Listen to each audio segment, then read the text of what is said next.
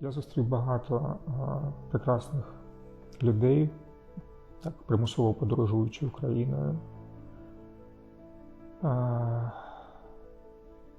Війна – то таке, що знімає маски, і ми бачимо людяність і навпаки. Але я вважаю, що мені повезло з тим, що я зустрів дуже прекрасних і відвертих людей. І подорожі, і тут, в університеті, але я хочу додому.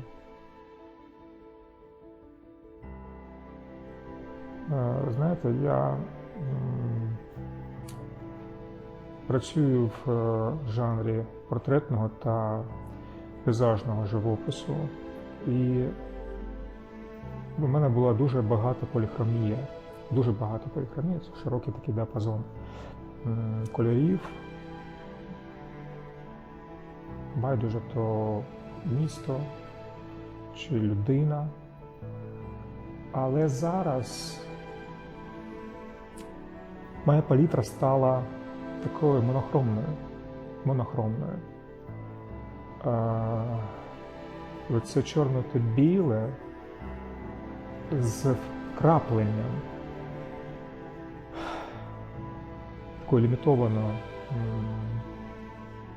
кількості кольорів, що робить більш актуальною цю таку, мабуть, гризальний підхід до живопису.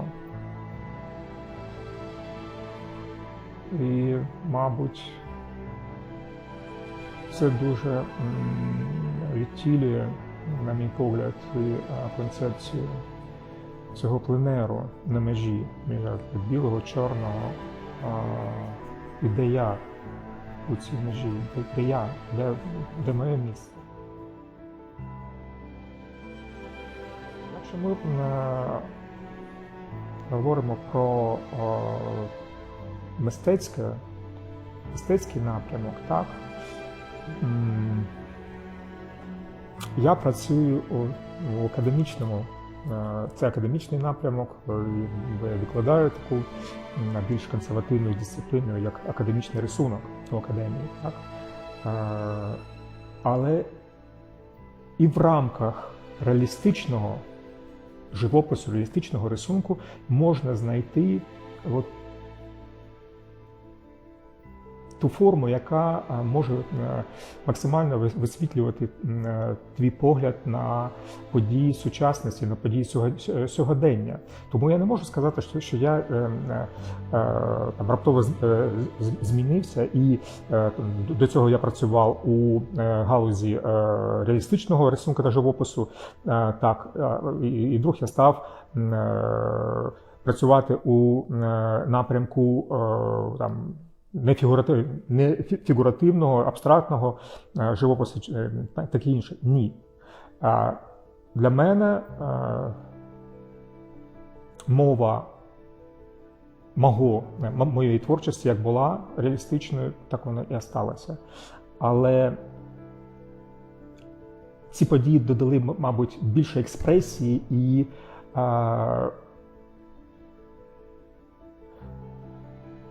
я намагаюся робити свої нові роботи в більш гіперболізованої такої манері, що максимально може відкрити чи постать, чи образ, чи навіть пейзажну якусь складову. Тому я не зрікся цього, але мова стала, мабуть, більш виразною, більш гострою, з гіперболізацією. Ось так.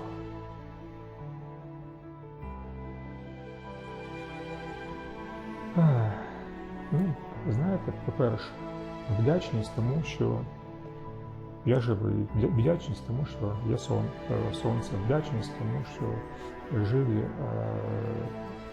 мої колеги, мої студенти. вдячність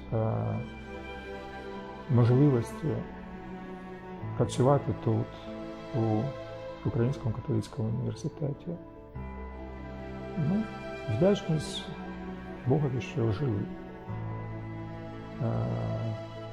Як то кажуть, спасибі Господу за радості та за печалі. Тому треба жити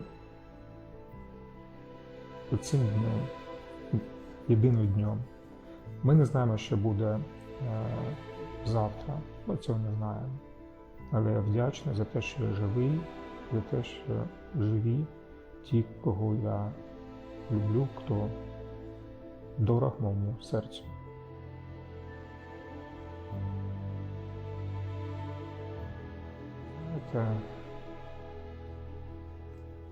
Світ же не буде таким, як він був.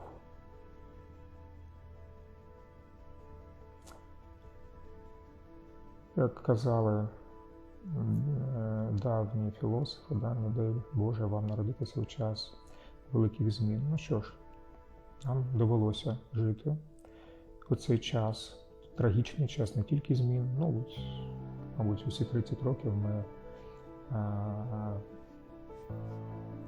йдемо своїм шляхом,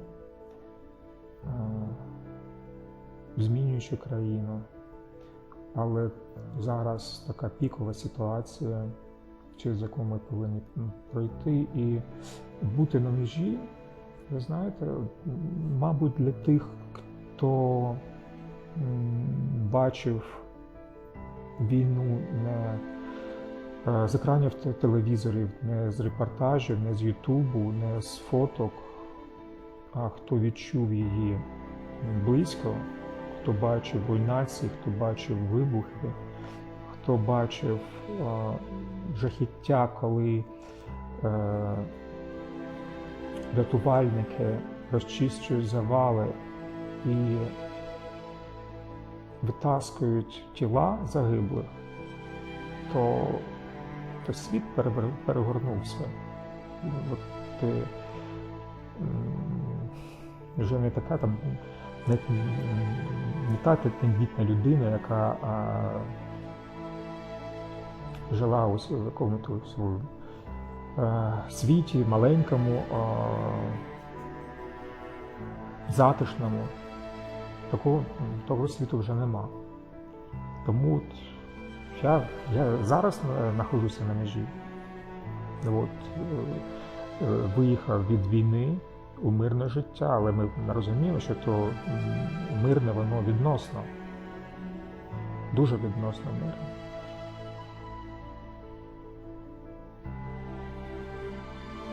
Да, бути на межі, то бути там, де зруйнований твій світ, в якому ти привик жити.